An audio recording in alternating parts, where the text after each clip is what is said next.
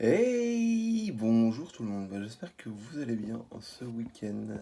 Je vous fais une vidéo suivie des Camponotus cruentatus. Alors comme vous pouvez voir, ça évolue toujours, y a pas de souci par rapport à ça. C'est vraiment une espèce qui se développe bien. Depuis que je les ai mis dans le module en liège, ça pose pas de souci. Il y a très peu d'humidité, j'humidifie juste un tout petit peu le substrat, une fois par semaine, une fois tous les 15 jours, ça dépend quand j'y pense en fait, pour être honnête. Donc ça se développe bien, il y a pas mal d'activités, j'ai encore pas mal de couvains, j'ai eu des petits majors, je sais pas si on va les voir dans la vidéo, mais ça se développe toujours autant, sans aucun problème. C'est de vous. Voilà, vous voyez un peu. Là, vous avez un major notamment, voilà, qui bouge. On peut le voir, il a une couleur bien rouge. Ça se développe vraiment très bien. Il n'y a pas de souci. Donc là, ils sont un peu en stress parce que je les ai mis à la lumière, j'ai bougé le nid. Mais ça bouge. C'est quand même une espèce qui stresse quand même pas mal.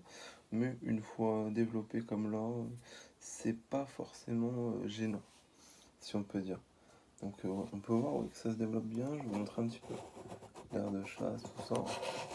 Donc on peut voir au niveau de l'aire de chasse que ça se développe bien.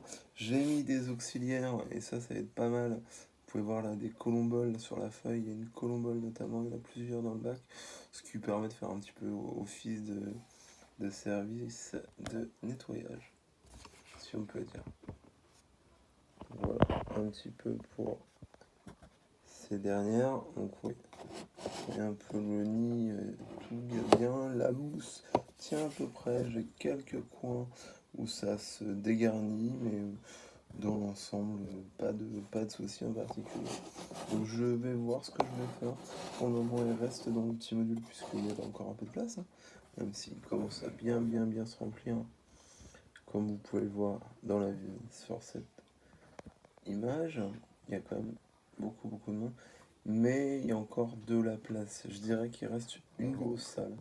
Si tout le monde est bien, entre guillemets, à sa place, il reste une grosse salle de dispo pour mes Camponotus cruentatus. Ça se développe bien, elles sont de moins en moins délicates sur la nourriture, donc ça c'est plutôt une bonne chose.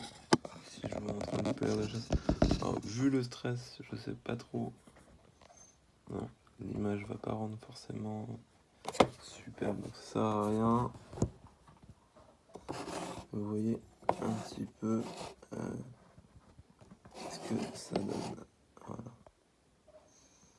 Donc c'est plutôt pas mal pour cette espèce. Je suis content. C'est long au démarrage, comme je vous l'avais déjà expliqué. Je vais éviter de trop bouger, mais jamais facile. C'est de vous montrer la gine qui doit être là, si je ne dis pas de bêtises. Voilà. Et vous pouvez voir ces couleurs un peu mat. C'est vraiment très sympa. Enfin, moi j'aime bien. Comme quoi, en endémique, on a aussi, je l'ai déjà dit, des espèces super sympas en élevage. Donc là, elles ont vraiment bien colmaté tous les trous entre guillemets au niveau du nid.